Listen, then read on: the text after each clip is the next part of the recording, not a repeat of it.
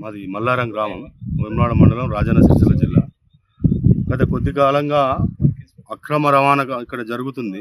దాని పరంగా ఏం చేసిరంటే ఇక్కడ చెక్ డ్యామ్ కూలగొట్టి మరీ ఇక్కడ దారులు ఏర్పాటు చేసిరు. ఇక్కడ ఈ రిపోర్ట్ ఎందుకు ఇస్తున్నా అంటే, అధికారుల దాకా ఎందుకు తీసుకెళ్ళిందంటే, ఇక్కడ గత 35 సంవత్సరాల నుంచి నాన్న వర్క్ చేస్తారు గేట్ కీపర్ లాగా. దీని గురించి చర్య ఎవరికి చెప్పాలి? ఇరిగేషన్ వాళ్ళకి డిపెండ్ చేసినాం, ఎంఆర్ఓ గారికి చెప్పినాం. దీని గురించి తగిన చర్యలు తీసుకోవాలని అధికారులందరినీ కోరుకుంటున్నాం. ఊలగొట్టిన వ్యక్తులు కూడా సాయంత్రం టైంలో చేసిరట. మేము ఇక్కడ లేము, వాళ్ళు ఎవరు చేసిరో తెలియదు. అంటే ఇసుక తీసుకుపోవడానికేనా? ఇసుక మెయిన్ బేసిక్ ఏంటంటే, ఇసుక ట్రాక్టర్ పట్టే మందమే చేసిర్రు. అక్కడ డంపింగ్ మట్టి ఉంటే కూడా ఆ మట్టి కూడా తీసి ఆ మట్టితో చేసి ఇక్కడ చెక్ డ్యామ్ కూలగొట్టి దారి తయారు చేసిర్రు. అప్పుడు బైక్ ఉండే, ఇప్పుడే 5 నిమిషాలు అవుతుంది.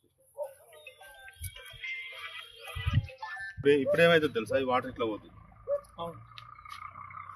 అప్పుడు ఇంజనీరింగ్ ప్లానింగ్ మంచిగా ఉంది, మళ్ళీ దానికి సపోర్ట్ అది మూలియకుండా పిల్లర్ లాగా